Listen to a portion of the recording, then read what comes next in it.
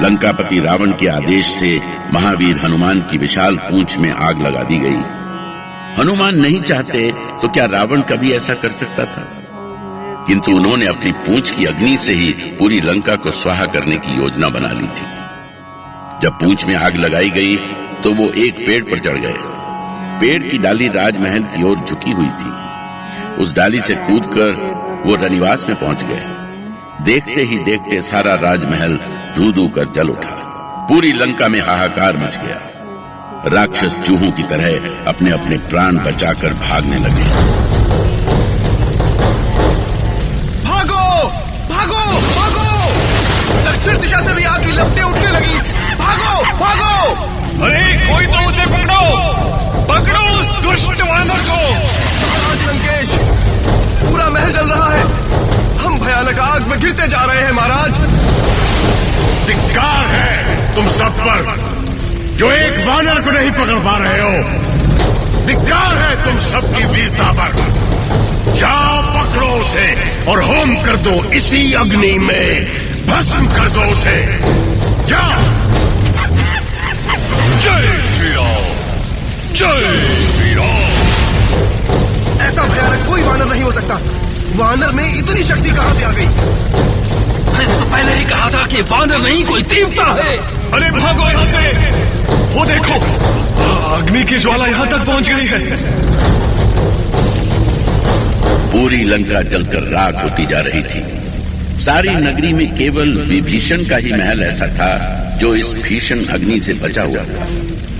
लंका को भस्म करने के बाद महाबली हनुमान ने समुद्र में छलांग लगाकर अपनी पूंछ की अग्नि बुझाई। पर दूसरी ओर अंगद अभी तक हनुमान के न लौटने के कारण चिंतित थे। तात जामवंत, मेरी चिंता दिन पर दिन बढ़ती जा रही है। पता नहीं हनुमान का क्या हुआ। हाँ, चिंता तो मुझे भी हो रही है, पर मुझे विश्वास है कि हनुमान सफल होकर ही लौटेंगे। आपके इस विश्वास का कोई आधार नहीं है तात। मैं हनुमान को बालपन से जानता हूं युवराज। वो अब तक कभी असफल नहीं हुआ, कभी भी नहीं। हे ईश्वर, इस बार भी वो सफल हो। सच तो ये है तात कि हनुमान के बिना हम अधूरे हो गए हैं। कोई कुछ नहीं सोच पाता था तो हनुमान कुछ न कुछ अवश्य सोच लेते थे।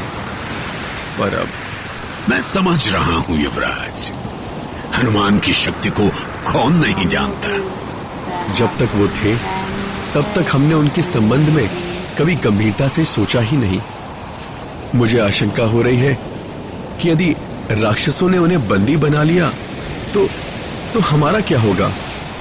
आप ऐसी अशुभ बातें ना सोचे। मैं जानता हूं तात, पर यदि अशुभ हुआ तो हमें क्या करना होगा, ये तो हमें अभी ही सोचना होगा ना। यदि हनुमान को कुछ हो गया तो हम यही अपनी देह का त्याग कर देंगे। लौटकर किष्किंधा नहीं जाएंगे। नहीं तात नहीं, यदि कोई अनहोनी हुई तो मैं स्वयं समुद्र पार करके लंका जाऊंगा और माता वैदेही का पता लगाऊंगा। धन्य है युवराज, आप धन्य हैं। हमें आज ये संकल्प करना होगा कि किसी भी स्थिति में हम महाराज सुग्रीव या श्री राम से मुंह कभी नहीं छिपाएंगे। मैं तो ये कहता हूँ कि हमें प्रण करना चाहिए कि हम सब किसी भी स्थिति में देवी सीता का पता लगाएंगे और सफल होकर ही किष्किंधा लौटेंगे। सचमुच हमें ऐसा ही संकल्प करना चाहिए। तुम सबके उत्साह से हम अवश्य ही विजयी होकर लौटेंगे। युवराज अंगद की जय! युवराज अंगद की जय! शांत हो जाओ। वो देखो, समुद्र में कैसी तरंगे उठ रही हैं। उधर देखिए तात जामवंत। लगता है हनुमान चले आ रहे हैं। हाँ, वो हनुमान ही है। देखिए वो कैसे अपनी भुजाएं लहराते हुए आ रहे हैं। हनुमान सकुशल लौट आए। उनके उत्साह से किसी को भी ये पूछने की आवश्यकता ही नहीं थी कि उन्हें सफलता मिली या नहीं। अपने साथियों को देखते ही वो उछल पड़े और श्री राम की जय जयकार करने लगे। अंगद और जामवंत ने भाव विभोर होकर उन्हें गले से लगाया। प्रभु श्री रामचंद्र की जय। प्रभु श्री रामचंद्र की जय। अब विस्तार से पूरा हाल सुनाइए हनुमान। ये देखिए युवराज, ये क्या है? देवी सीता से मिलकर आने का प्रमाण। अर्थात ये चूड़ामणि? हाँ, ये माता सीता की ही है युवराज। प्रभु श्री राम ने प्रमाण के रूप में अपनी मुद्रिका दी थी। मैं माता से प्रमाण के रूप में ये चूड़ामणि ले आया।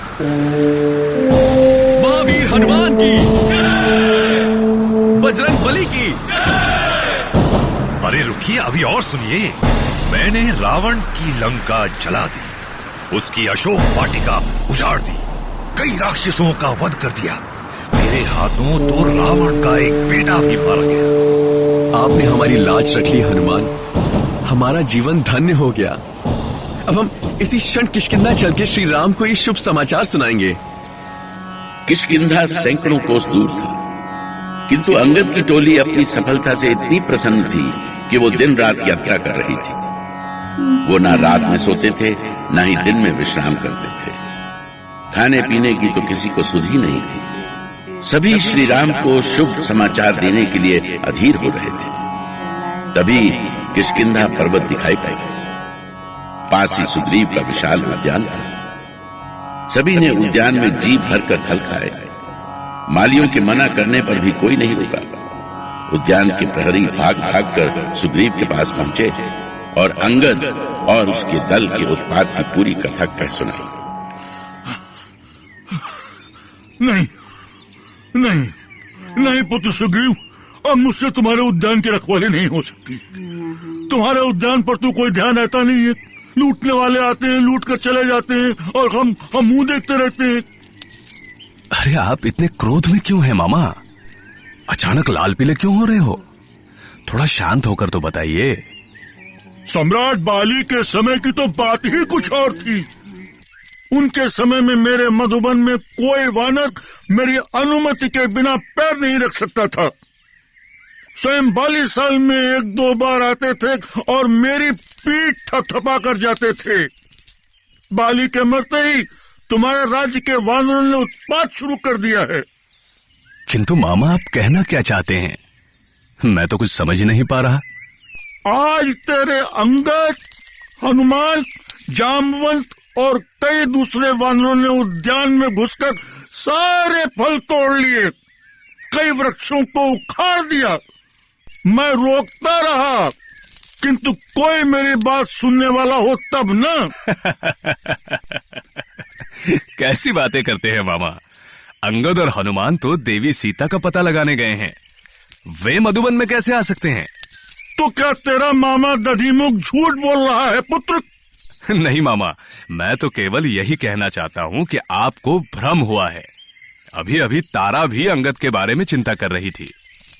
ये तुम्हारा भ्रम है पुत्र कि अंगद और हनुमान सीता का पता लगाने के लिए गए हैं। अरे वो तो वनों में घूम घूम कर अपने दिन बिता रहे हैं। विश्वास नहीं होता तो आओ, चलो मेरे साथ, मैं दिखाता हूँ। मामा, मधुबन के वनपाल तो आप हैं। सब कुछ मैंने आप पर छोड़ दिया है। यदि वे पुनः दिखाई पड़े तो आप उन्हें जो दंड देना चाहे दें। ठीक है पुत्र, परंतु मेरे कठोर दंड के कारण यदि उनका अंग भंग हो गया तो फिर मुझसे कुछ मत कहना। मैं जा रहा हूँ। महाराज श्री रामचंद्र की जय। बड़े प्रसन्न लग रहे हैं वानरराज, क्या बात है? श्री राम, मुझे जो समाचार मिले हैं उससे लगता है कि देवी सीता का पता लग गया है। क्या सचमुच कोई शुभ सूचना मिली है? क्या अंगद और हनुमान लौट आए हैं? नहीं श्री राम, वे मेरे पास लौट कर नहीं आए, किंतु सूचना मिली है कि उन्होंने मधुवन में भारी उत्पात मचाया है। ये उनके उत्साह की सूचना है। बस अभी वो हमारे पास आने ही वाले होंगे। वानरराज, क्या सचमुच आपको लगता है कि अंगद अपने कार्य में सफल हुए हैं? कुमार लक्ष्मण, यदि अंगद को सफलता नहीं मिली होती तो वे लौटकर मधुवन तक नहीं आते। मैंने पहले ही कह दिया था कि असफल होने पर उन्हें मृत्यु दंड दिया जाएगा। अपने मामा दधिमुख की बातें सुनकर सुग्रीव को आभास हो गया था कि हो न हो युवराज अंगद सीता का पता लगा चुके हैं। श्री राम, लक्ष्मण और सुग्रीव को अब केवल अंगद के दल के आने की प्रतीक्षा थी।